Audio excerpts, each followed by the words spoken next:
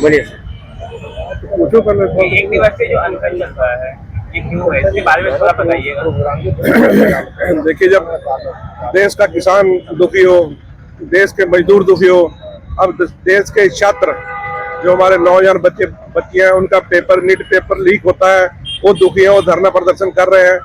तो इसमें हम सभी का फर्ज बनता है। हम लोग यहाँ कोई राजनीतिक फायदा लेने के लिए इकट्ठा नहीं हुए। हमारा फर्ज है कि मजदूरों, किसानों और जो छात्र मजबूर छात्र हैं उनके साथ खड़ा होना हमारा सब देशवासियों का धर्म है।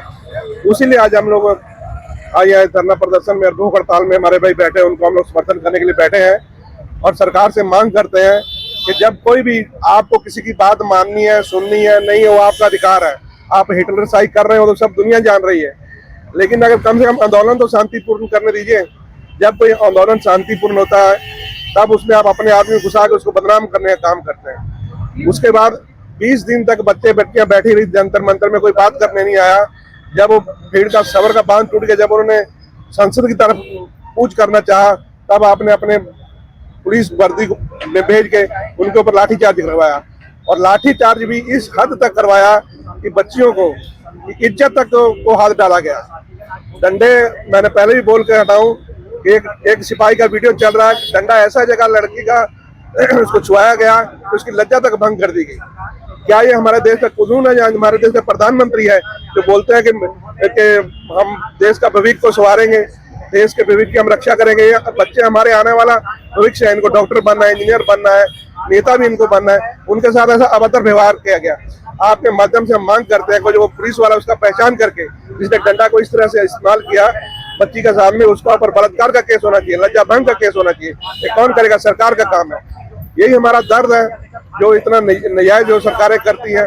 उसके बाद सबसे बड़ी बात, आप अपना सरकार चला रहे चलाएं, आप दिल्ली के गुरुद्वारों में दखलंदाजी दे रहे हैं। जो जिस तरीका से गुरुद्वारों को हमेशा आंदोलन में मदद करती रही है, इस बार नहीं कर पाई। क्यों नहीं कर पाई? सिरसा का चलते। सिरसा ने अपनी चाटू करके उनसे अपना मंत्री पद लिया है, तो आप गुरुद्वारों से मदद कैसे रुकवा सकते हैं? अभी आप देख सकते हैं कि वहाँ के उन्होंने सिरसा ने गुरुद्वारा में आके कमेटी को मना किया कि लंगर मत दो बच्चों को, यहाँ से बच्चों को निकालो। ये कौन करवा रहा है? मोदी सरकार करवा रही है। आप भाई एक आदमी को गद्दी दिए हो, एक आदमी को मंत्री बनाए हो, तो हमारे धर्म से क्या खिलवाड़ करें? हमारे तो असूल है, हमारे गुरुओं ने हमें सर्वत के भले की बात सिखाई है। चाहे वो मजलूम हो, गरीब हो, अमीर हो, किसी जात का धर्म का हम नहीं देखते, हम तो सबको खाना खिलाते हैं। अभी आंदोलन है, जब आंदोलन नहीं रहता तभी वहाँ खाना लंगर चलता है, तो आप लंगर बंद करवा रहे हैं, काम करते हैं। ऐसी हिटलरशाही आप कर रहे हैं, तो इसे कैसे दुनिया कैसे बर्दाश्त करेगी? और किसानों को भी अभी काना कानून आप लोगों ने रद्द कर दिया, लेकिन अभी उसको पिछला खिड़की से लेकर अमेरिका का साथ डील करके आप दूसरा तरीका से उसको लागू करना चाहते हैं, तो कैसे देश चलेगा? अब एक तरफ जब अंग्रेजों का राज आया तो यहाँ ईस्ट इंडिया कंपनी आई थी। आज भी मैं देख रहा हूँ अंबानी अडानी 2-3 आदमी मिलकर कंपनी आई हुई है जो देश को बर्बाद कर रही है। एक अघोषित इमरजेंसी हिंदुस्तान में लग चुकी है, हिंदुस्तान बर्बादी के कगार पर खड़ा है। कुछ चंद लोगों को छोड़कर किसी के पास कोई पैसा नहीं है, रोजगार नहीं है, काम नहीं है। विद्यार्थी अलग रोड सड़क में मर रहे हैं, तड़प रहे, कोई उनकी बात नहीं सुन रहा। तो इसीलिए हम लोग फिर मैं दोबारा कहना चाहता हूँ, हम लोग किसी वर्ग से, किसी धर्म से, किसी से हम लोग कोई लेना देना नहीं है।